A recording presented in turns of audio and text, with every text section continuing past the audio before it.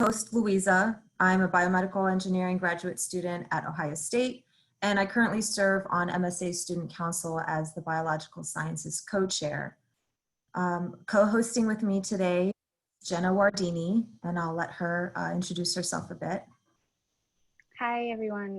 My name is Jenna. I'm the social chair of the PMC, and today I'm going to be managing the audience questions throughout the webinar. So if you have questions, please send them to me directly like privately in the chat, and I'm going to sort through them and relay them to Louisa.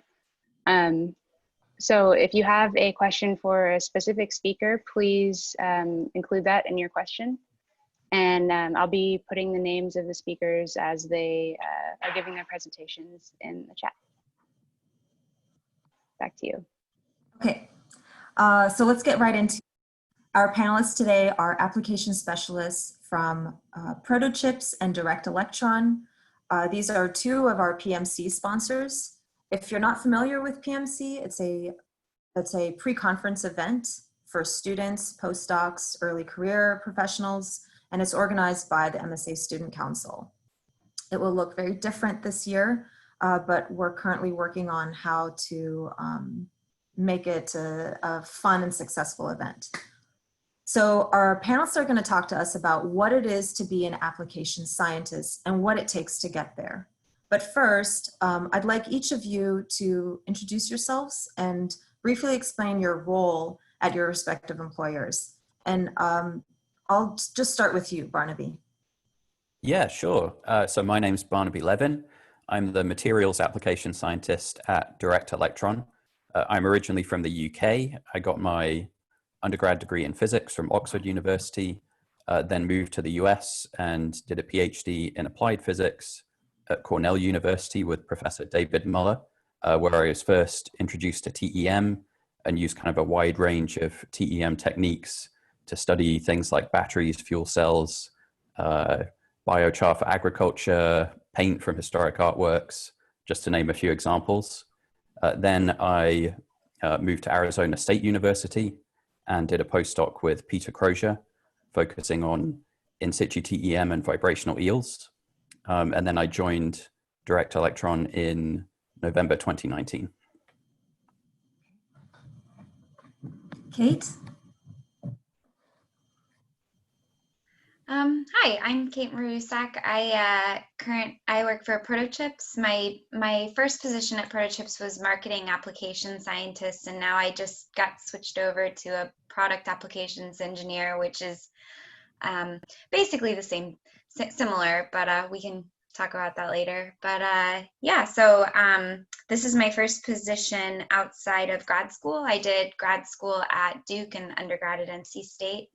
And my research there was centered around nanomaterials and the biological expression of nanoparticles. And at Protochips, we make in situ TEM holders. Yeah, I think that's everything. Thank you. Last but not least. I'm Michael Spilman. I'm the biological application specialist with Direct Electron. I've been with DE since late 2013, so I've been sort of in the industry for a little while now. I got my PhD in biochemistry from the University of Alabama at Birmingham under Terry H. Oakland, and with my focus in sort of capsid size determination in bacteriophages, and so biological sciences is my background. I did a postdoc with Scott Stagg at Florida State, and then shortly after that, I joined Direct Electron. Okay, thank you all. So what education, you did briefly go into your educational background, but specifically, what is required in terms of education, your training maybe, that's needed to pursue a career as an application scientist? I think, oh, go ahead, Barney. Oh, sure. Yeah, I didn't know what the rules were for when we'd speak. But I would say a PhD in a field where you've used the company's products or something similar, like a rival product, is generally a requirement. besides that, good communication skills.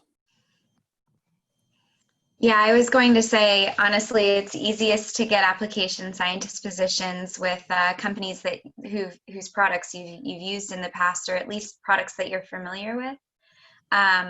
But we have several at Protochips that had never even actually touched a TEM before, but their just attitude and their obvious ability to learn technique very quickly was apparent. And so yeah, I'd say, like Barnaby says, it's getting your foot in the door by having used the product before is definitely the easiest way, but there are other ways too. Yes, I agree as well. So, I mean, another big, part of everything is that, you're a scientist. And so, having a really hardcore materials background or, really hardcore biology background, that's really where, a lot of it lies, because you can come in, as, Kate said, some people have never touched a TEM. And as long as they've usually seen one operate, you can learn how to use them. Maybe not work on them, in terms of taking them apart, but in terms of just using them and the products involved, then, that's pretty easy to train people on. So in line with that question, then, it sounds to me that it doesn't necessarily require someone to have expertise in one particular piece of equipment, or maybe a broad knowledge of many pieces, as long as they are capable and willing to learn on the job. Definitely. Yeah. Okay. Yeah, I would even say a broad range of skills is really useful, especially when you're an application scientist, because they don't usually want you to just stay suctioned into one particular field or type of research. They want you to know a lot about a lot of different things. And so it does help a lot to have a broad range of expertise if you can. So. Okay. So what skills are most relevant then? You brought up a necessary skill set. What would you say are the most valuable, or if there isn't just one, what would make you most successful in this job? So I guess it's worth. I think Barnaby nailed it in his in the last section. It's communications. It's really, I think, the most critical aspect of all of this. Whether it be verbal or electronic or anything, like all forms of media, communicating with people, whether it be product messaging or technical support, anything like that. How to use the products, how to get the most out of them. That's the key, is really communications. Yeah, I guess it's worth giving people a quick overview of what an application scientist actually is. So it's kind of a job where giving a sort of particular job description is kind of hard to pin down. But very, very generally, your job is to educate the customers, the research scientists using the company's products, about how to use those products and how to get the most out of them, but also to educate your company, different parts of your company, the marketing team, the software team, the product development team, about what the customer's needs are and what the developments in the fields are. So you need to be really good at taking the key pieces of information from each of those groups and communicating them to the other groups in a way that they can understand. Yeah, to piggyback off that, like Barnaby says, I mean, the application scientists, they usually end up communicating with everyone across the company and then outside of the company with customers and stuff like that. And so sometimes you'll see, like I mentioned before, my name just changed, where I was a marketing applications and now I'm a product applications, but you're still expected to work with product development, with marketing, with sales, with all the different companies. And so sometimes you'll see those qualifiers in people's names, like, marketing application scientists, and then the idea is that they do more marketing. But really the application scientist's job is communicating to lots of different people. And so back to what your question was, what skills are the most important? The technical skills of how things work and how the products work and what's staying up to date in the field, that's all really important. But what I've found to be the most difficult part of this job is actually those soft skills, is the communication with the customers in an effective way, to teach and to learn from them. And yeah. That's my And answer. they can be customers of, I mean, all sort of like all experience levels. I mean, all the way from, you know, like first year grad students or even, you know, rotation students, you know, all the way up to PIs and, you know, people who manage, you know, multiple facilities. It's, you know, a very broad spectrum as well. So, you know, communication is really important because the people who are running facilities aren't usually going to be interested in, you know, the software programming aspect of it, but, you know, maybe the IT people that are involved in, you know, getting data flow from the camera are interested in that. So it's, you know, it's an interesting mix. Yeah, yeah. That to what Michael said. I mean, you have people that you work with that sometimes you're like, have you even been in the same room as a microscope before? But then you have people who you're like, you understand this better than I do. Like you should be answering my questions. You know, you should be doing this job. So it just being able to work with that wide range of people. And then aside from communication, I guess knowledge of the field obviously is a good thing. So would you say then that these skills are natural born skills, for example, communicating well and soft skills, or did some of you have to learn? I'm sure there are those for whom it comes naturally, but if you had to learn them, is this something you learned during your PhD training, or is it something that you sought out elsewhere, knowing this was the field you wanted to go into? I think it's a little bit of both. And I think every application scientist in this manner ends up being different. You definitely have application scientists who are very, very good at communicating, who clearly were just, you know, born talking to people in an effective way. And then you have some that aren't, that are very technically strong, but maybe not as good at communicating. And that's where having a team is actually really, really great, where, you know, we, at least on our end at Protochips, the application scientists are just always seeing each other. So on emails or inviting each other to different meetings and stuff, so that where one person might struggle, another can pick it up, and so I think that answered your question a little bit, that it's a little bit of both. It depends on the person, but both are important. I mean, I would say that communication is one of those soft skills that people who've done a PhD and have been in academia learn without realizing it sometimes. So when I was looking into how to apply for industry jobs, this was something that came up a lot in sort of general guides about how PhDs ought to pitch themselves. You know, if you've given presentations at conferences, or if you've had experience as a teaching assistant, you have been working on your communication skills, perhaps without thinking about it like that. People who haven't done a PhD and haven't had that experience have not had that same level of training. So your communication skills are good. And my advice to people applying for industry jobs in general is definitely mention that. Yeah, and another one is that, you know, going to meetings is very important, but also you can learn quite a lot about, you know, what things are like just from talking to like the service engineers, you know, whether it be from the microscopes or, you know, cameras, holders, etc. I mean, you know, the people that go and do service are very knowledgeable as well. And a lot of times, you know, it's relatively small companies, that the applications people take care of a lot of the service issues as well. So, you know, it behooves you, if, you know, those personnel are around, especially from, you know, a company that's, you know, whether it be small or large, you know, if they're making products for TEM, they're probably, you know, pretty smart people. Talk to them. That's what I did. I mean, I talked to like the former, of course, FEI engineers when I was a grad student, and I learned an enormous amount about microscopes and, you know, how they work and all the bits and pieces on the inside. And that's one of the things that got me interested. And so, you know, when I went to M&M, I talked to people at all the booths to sort of, you know, what is it like to be in industry? That's interesting. So you touched on one of my follow-up questions. So an application scientist goes by several different titles. Kate just named two. Michael, you named several others. Is one slightly different from the other in terms of job responsibilities, who you might be in more communication with? And do they all require the same level of education?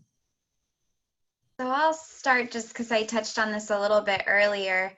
In terms of the same level of education, I would say at least between the two roles that now I'm familiar with, which are the two that I've had, they do require the same level of education. But like for instance, when I was a marketing scientist, application scientist, I was expected to produce a lot more marketing collateral versus now being in the product development team. I'm expected to work very closely with engineering to actually develop the product in a way that the customers are asking. So. I mean, my suspicion would be that these different roles probably vary from company to company, depending on how the company is structured. So in a larger company, you may have a more specific role. In a smaller company, you may have a more sort of broad, generalized role. I think they will all require pretty much the same level of education. They will probably all require a PhD and some knowledge of the field and a good attitude. Yep. So Kate used a word earlier. She said, you said teaching. You said you have to be able to communicate and essentially explain to others, be an instructor to some level. So how is the teaching that's involved in your role as an application scientist different than if you were a teaching faculty, for example, at an institution?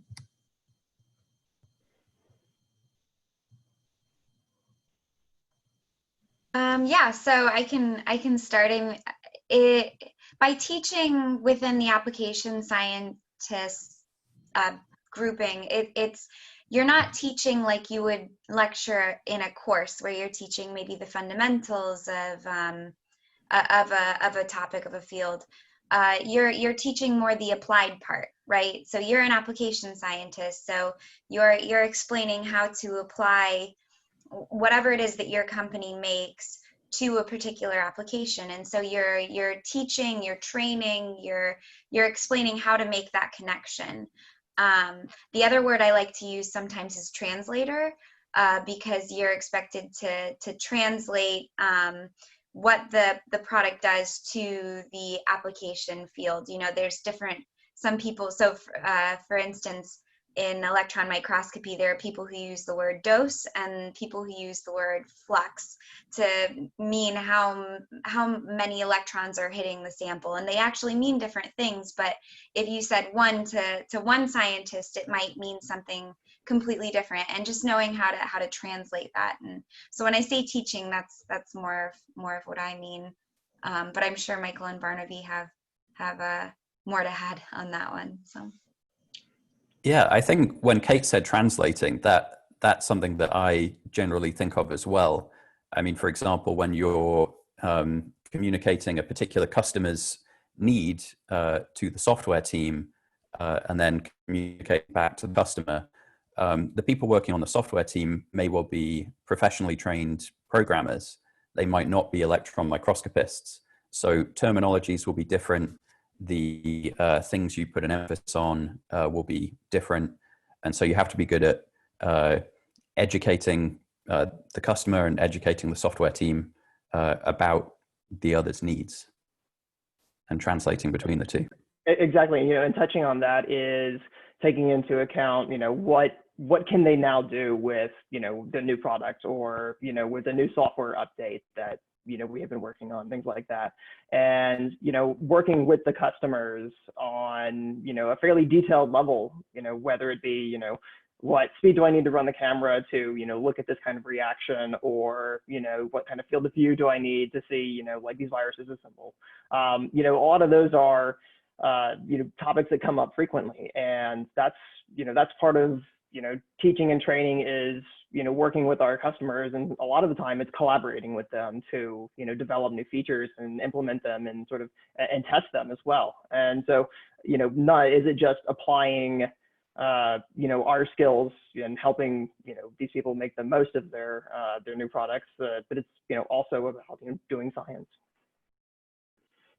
So if I put it simply, then your job is to learn yourselves and understand the instrument, whatever it is, at a very high and in-depth technical level, and then being able to communicate it to various levels of expertise on the other end, right? You might have some who are new to it, who might not, like Kate said, who's never stepped into a room with a microscope, and then some who know, who are shopping around and know very well how these machines work, and you're the one to make the decision for them much easier, I should say. It reminds me of when we were at the university here. We had several different companies come and demo their microscopes to us. And I remember distinctly, so I was very new to confocal microscopy. And I could tell between the person who was, I believe I was speaking to an application scientist, I must have been, because they understood that microscope in and out, and they understood enough what our experiments entailed to explain to us how that microscope could benefit us in our research, versus just a salesperson coming out and saying, these are all the shiny things involved in our product. But for someone like my PI, he would require someone to understand the machine much more in depth to communicate. Okay.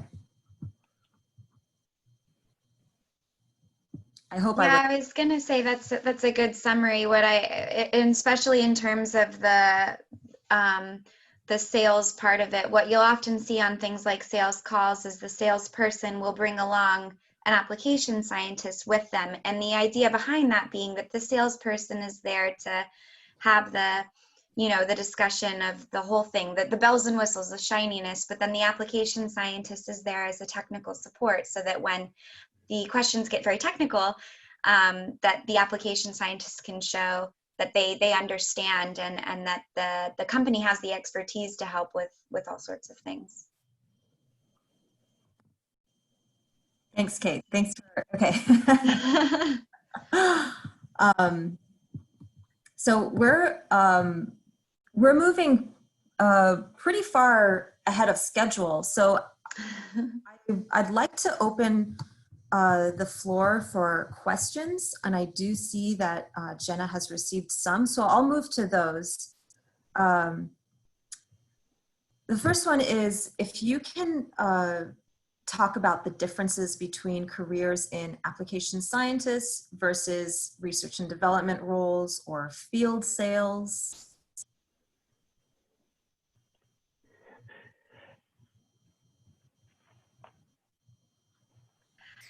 All right, I can try and take a stab at that.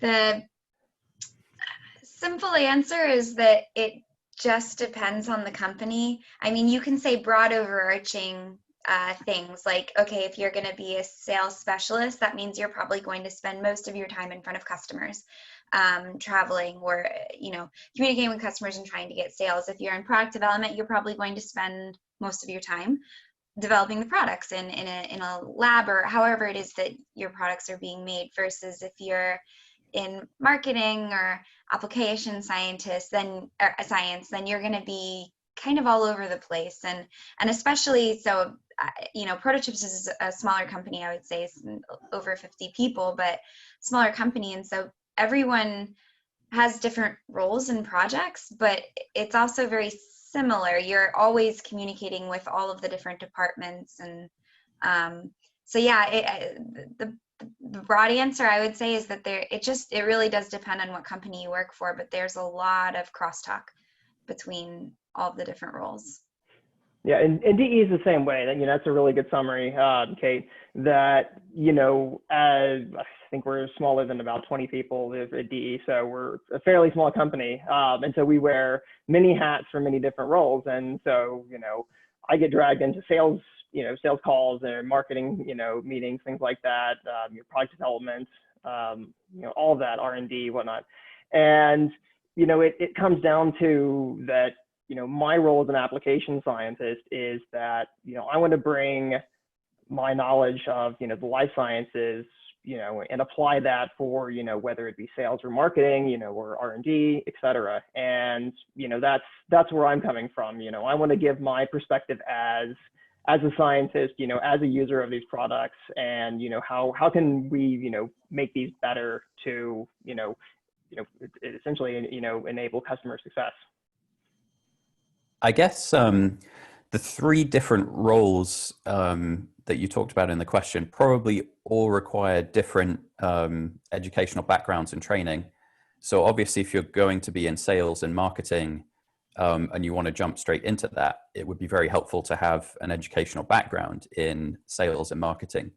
I think when you've been an application scientist for a while, it's possible to make a transition within your company or to another company into a sales and marketing role, but only after you've got a certain number of years experience of sitting on all those sales calls. And then if you wanted to work in product development, I know at least for Direct Electron, because we make cameras, they would probably require that you have some experience having worked on building a detector or something like that as part of your educational background. Or again, at least a strong willingness to learn, and maybe a degree in electrical engineering or something like that. Yeah, and actually, there's one department, I guess, that hasn't. It's been brought up a little bit, but you've got your marketing, your sales, your product development, but there is also service, which is another place where that's not, you might not necessarily have to have a PhD, but if you're someone who's very hands-on, you're inclined to like to take things apart and all, you might actually want to do something like service where you're helping troubleshoot problems, you're helping do installations, things like that.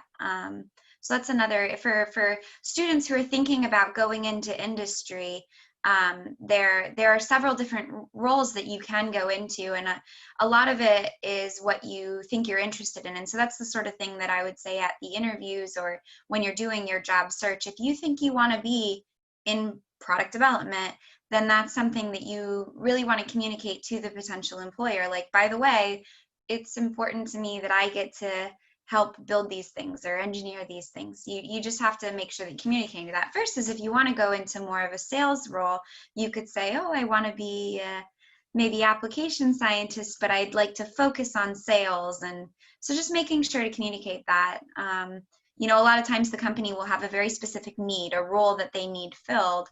But there's, especially with these smaller companies, there's a lot of flexibility in that too.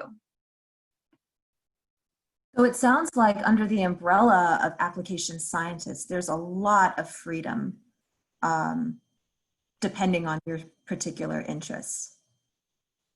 Yeah, I would say so. Mm-hmm.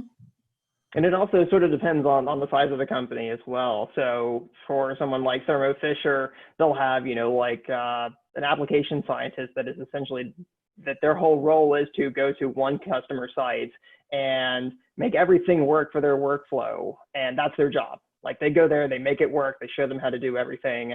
And any problems that arise in terms of like, the microscope or whatever, then they usually know how to fix those. But, otherwise, they'll go back home and, go to another customer site. And so they're very different from, say, service. But, at a smaller company like Protochips, like DE, that, again, we have multiple roles, we do all kinds of different stuff. There's a lot of crosstalk because there's, just so few people. Yeah, that's a really good point. There's two examples of smaller companies here.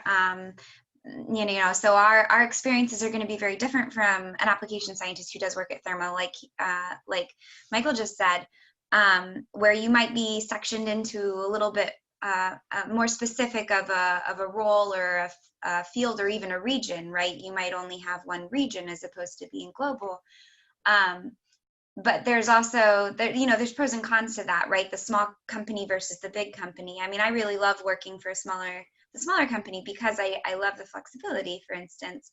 But a bigger company has more, avenues that you could go towards. There's more security, I guess you could say, in that. So there's definitely pros and cons to one or the other. So I do want to make sure to, like Michael said, just put the caveat there that this is the experience of 3 people who work at a smaller company. So Thank you. I just want to take a brief moment to remind everyone, if you have a question, please send it to Jenna Wardini. I'm working through the listener questions right now, and we're getting several about travel. More specifically, let me find one. So one listener says, everyone mentioned how their job mainly is interfacing between, for example, customers and product developers. How much travel does the job normally entail? And after a follow-up question to that is, in these times of COVID-19, how does that affect those jobs? And do you think this will affect the nature of the traveling application scientists in the future? Will travel be replaced with remote technologies? That's a great question. I can say that from my experience, not having worked for Direct Electron for very long before the shutdown, travel was intended to be about 1/3 of my working days, with the other 2/3 of my working days spent working from home. So one of the things I quite like about Direct Electron is that we're really, really geared up for working from home already. We all communicate via Slack. We all have remote access to customer computers so that we can troubleshoot issues for them and do remote tutorials and things like that. So in these times, that's what we've kind of pivoted to focus on a lot more because we can't travel. The travel itself, for me, involved going to conferences, and it involved going to meet customers. So one of the ways that we're trying to adapt is by attending virtual conferences. So many of the conferences that had been planned for this summer are going online instead. And there's some opportunities there as well. So some of the conferences that are maybe a little bit smaller, that maybe we might not have sent somebody to go to or sent a team to go to. It's now fairly easy to participate in those online, which is quite nice. And then as far as meeting customers goes, we're trying to do as much as we can remotely. There may be some things that we can't substitute. We're still sort of figuring things out, but it's how we have to adapt. So we will do so. Yeah, that's a good point. And, sort of my experiences in the last 6.5 years at DE, it's been sort of, anywhere from, I guess the lowest amount of travel I did was maybe about 20% in a year. And the most was about 45%. And it sort of depends. Sometimes, you launch new products and you could be gone a whole bunch.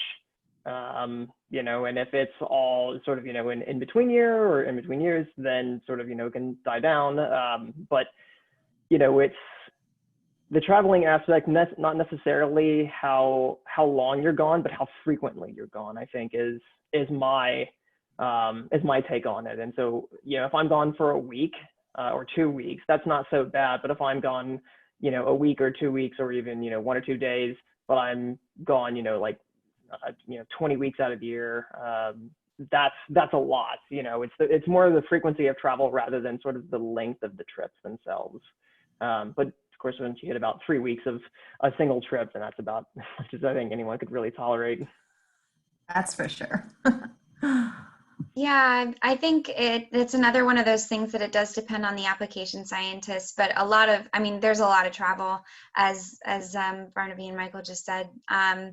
That when I first started, I feel like I think I was at like 35% of the time I was traveling, which it felt like a lot to me. And now that I'm in more product development, I get to stay. Our home office is where I live, so I get to stay here a lot more and work on the microscopes nearby.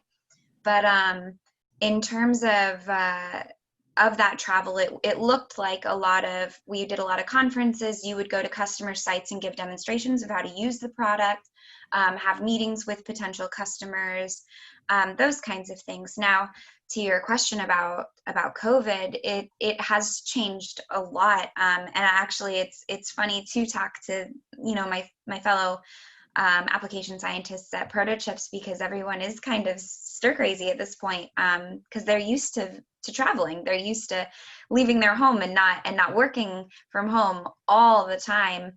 And it's turned into making a lot of content, a lot of training content, a lot of demo content, basically just trying to be as remote as possible and stay as remote as possible. And I'm sure to anyone who has a LinkedIn, for instance, you're probably seeing a huge influx of webinars coming out right now from different companies, because I know on our end, and then our competitors and companies that we work with, we're seeing a lot of webinars, and that's because it's a way for people to reach out, for companies to reach out to customers without actually having to travel.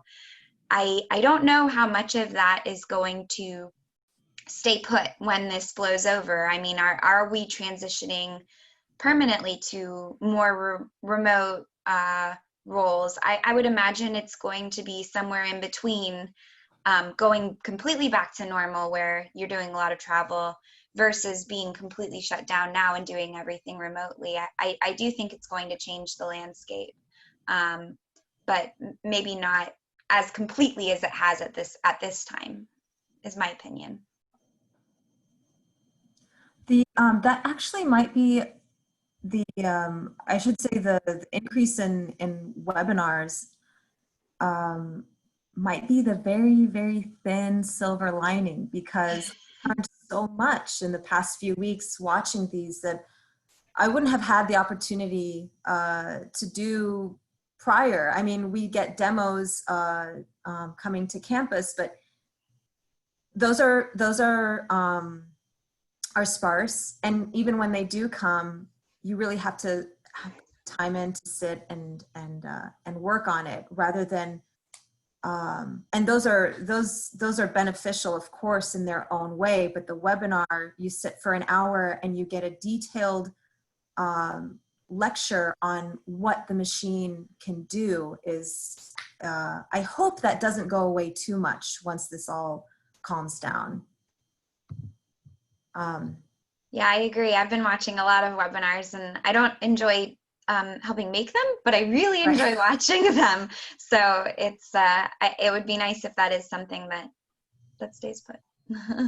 I can also see, a lot of, maybe not necessarily product, reveals and stuff like that, introduction of new products, but certainly like new features coming out. A lot of companies will probably switch to, away from trying to, cram everything into M&M. And sort of, release things, more throughout the year, probably at least, over the next year or two, probably. And, I think that's probably a good thing. So it's not all time for one event, where, maybe companies can take a little bit more time to focus on certain things, prepare things. But yeah, certainly going forward, it'll be interesting. So aside from the various amounts of travel, what's the typical schedule for an applications engineer? I know you all touched on it a little bit, but what does your day actually look like when you're at your home office? Or do you get to have a lot of hands-on time on the microscopes if you're not on the field or with customers? So in the case of Direct Electron, because a lot of us work remotely, there's a lot of sort of flexibility and variability with the daily schedule. So since I'm based in Arizona, so I'm on Pacific time, my workday typically starts relatively early because I'll have inquiries from customers in Europe and on the East Coast, and business to deal with them. We'll have Slack or Skype meetings or Zoom meetings during the day. There's always new tasks for me to work on into the afternoon. So it's very, very varied, I would say, aside from the travel. Yeah, I agree. I'm sort of the same way. And so, we've got customers in Japan, and, I'll either be up super late trying to help them or wake up really early, mostly because of my son waking me up. But, being able to answer emails when they don't expect an answer back that same, their same day. And so it can vary anywhere from, super early in the morning, super late at night, and sort of anywhere in between. And sometimes the day doesn't really begin until, maybe 10 o'clock. Yeah, I was gonna, I agree. It just really does depend. Some days you are waking up very early because of a particular time zone, and then some days you're staying up very, very late because you're communicating with someone in China, and that's a 12-hour difference. And so you just have to be flexible with your schedule. And then in terms of working with microscopes, so Direct Electron and Protochips, we're both very electron microscope centered companies, and so the equipment that we work on, it's not something you can take home with you and put in your bedroom and work on developing there. And so your ability to use those microscopes really depends on the company and the company's relationships with, for instance, universities that have the equipment. Or if your company is big enough, like for instance, Gatan, I know, has a microscope on their facility, then you can also work with them there. But for Protochips, I live right next to NC State, and so we go over to NC State and pay to use their facilities. But some of my coworkers who are also application scientists they're not nearby to a university that they have a good relationship like that with, and so that will look like them traveling to go do some work, and which ends up resulting in them doing a little bit less. So that's just very dependent on the company and what resources they have available to them and what you have available to you nearby also.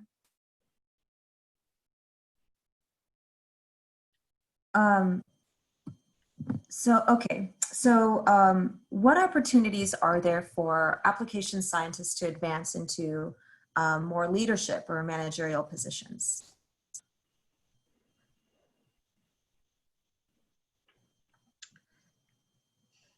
Yeah, that's a good question. I think it largely depends, again, on what company you work for. I mean, I'm sort of just talking in general terms here, but I would think that if you're working for a smaller company that's growing, you probably have an opportunity to grow with that company and grow into a more of a leadership position as that company grows. Whereas, of course, if you're working for a small company, there's also sort of a bit less security in some ways, because smaller companies can be more vulnerable. If you're working for a bigger company, there are probably more kind of predefined specific roles that you can go into, and maybe a more well-defined career progression pathway. And it offers, bigger companies tend to offer more security. They've usually been around longer, but also sort of less flexibility in terms of your career development. Yeah, so I don't think I can answer that one. I've only been at Protochips for 2 years now, and so I haven't had the experience of trying to rise in the ranks just yet. It's still very early in my career, so I'm not sure how you go about something like that. I think I agree with what Barnaby says, though, because I'm not sure. Yeah, I can only echo Barnaby. Yeah, I've been in my role for even less time than Kate has, so I'm just riffing. Yeah, I mean, I think I'm thinking about what I would do. I'm very happy in my role right now, and so I haven't felt the need to ask about rising in ranks or anything like this. But I think just communication with your higher ups. I imagine if that was something that I wanted to do right now, I would go to the people above me and say, hey, I want to rise. How do I do this? Where can I be more useful, and kind of go from there. But again, I work in a small company where you can go and knock on CEO's door and it's fine. You can't really do that for Thermo, but Right. for instance, with Thermo, they probably have those positions already available internally that have already been made. And so maybe it's just a matter of internally applying to those things. Okay. This question is sort of along the lines of Kate, you mentioned that when you visit certain customers, you might, or potential customers, you might travel with the salesperson. Mm-hmm. So do application scientists have opportunities to earn commission as the sales reps would? Or do you get paid a fixed amount? I'm not sure how all companies do it, but my understanding is that most application scientists do work under the umbrella of sales, and because of that, they do make a small a portion of commission. I don't think that the salaries, I don't think it's as based on sales like commissions as it would be, for instance, for a hardcore salesperson. I think has more. Is more commission dependent in terms of their salary, but that's I don't ask enough of my colleagues about the pay structures. I'm not actually sure, but my gut feeling would be that I think application scientists do typically make a small chunk of their salary is commission based, right? At least, for me, at DE, I just have a salary. I don't make any commissions on sales and things like that. So I'm happy to participate in marketing and sales opportunities and whatnot, that we're trying to do.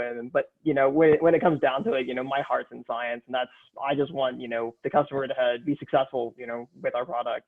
And so,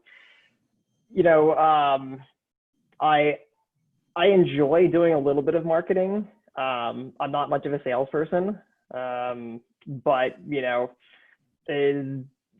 can't just wear one hat at a small company. So it's, I sort of get a little bit of everything.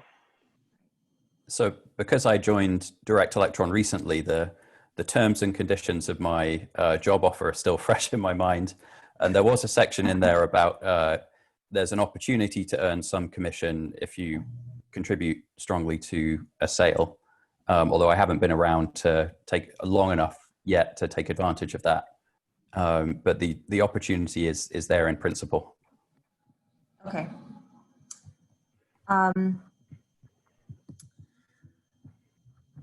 Well, I would like to close with maybe a final piece of advice from each of you. Let's see, let me ask you more specifically. So I guess for anyone, any student, wherever they are in their educational career, if they're thinking about entering this field, what piece of advice would you offer them? You can be as broad or specific as you want. There might be those who are weighing the pros and cons between a position as an application scientist or continuing in academia. So I'll let you start, Michael.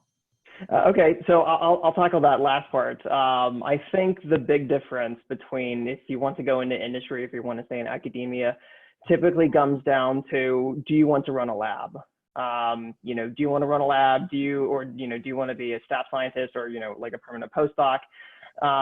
And for me, I knew that answer, while I was in grad school, and that, I didn't want to run my own lab. I was interested in the technique of microscopy. And so my advice is that, if you're thinking about going into industry, sort of evaluate how you feel about, running a lab, or, being a permanent staff scientist, or, a facility director, those kind of things, where it's, still mainly about, being in one place, going to conferences, and doing that and doing research, versus, going into industry where, our ultimate goal is to, continue to sell our products and sell more of them, and help our customers, succeed, with our products.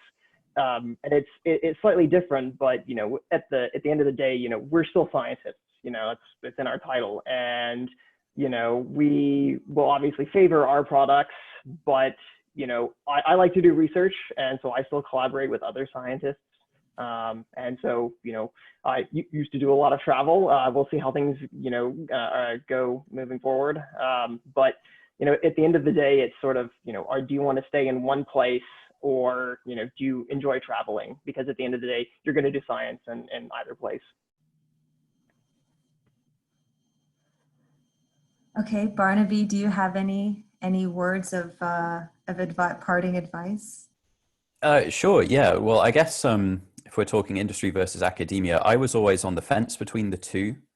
I was never particularly bothered about running a lab, which is perhaps part of the reason why I ended up choosing industry.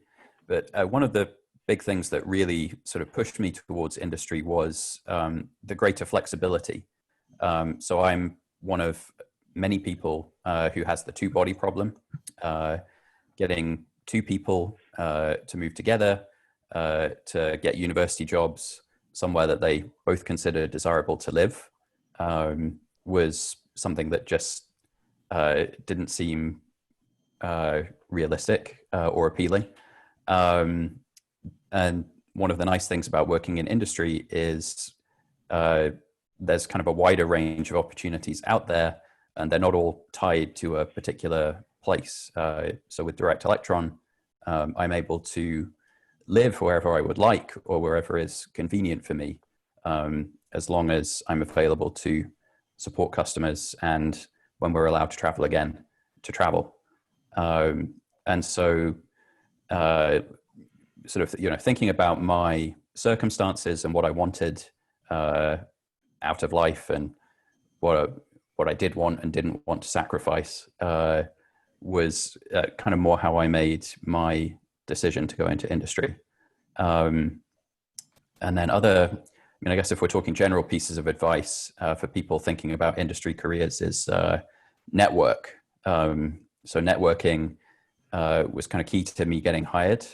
Meeting Bob Monteverde from Direct Electron at a conference and talking to him about job opportunities was really key. So I would say, if you are interested in applying for jobs in industry, don't assume that submitting your resume online is sufficient. Reach out to people in the company by email, by LinkedIn, over the phone.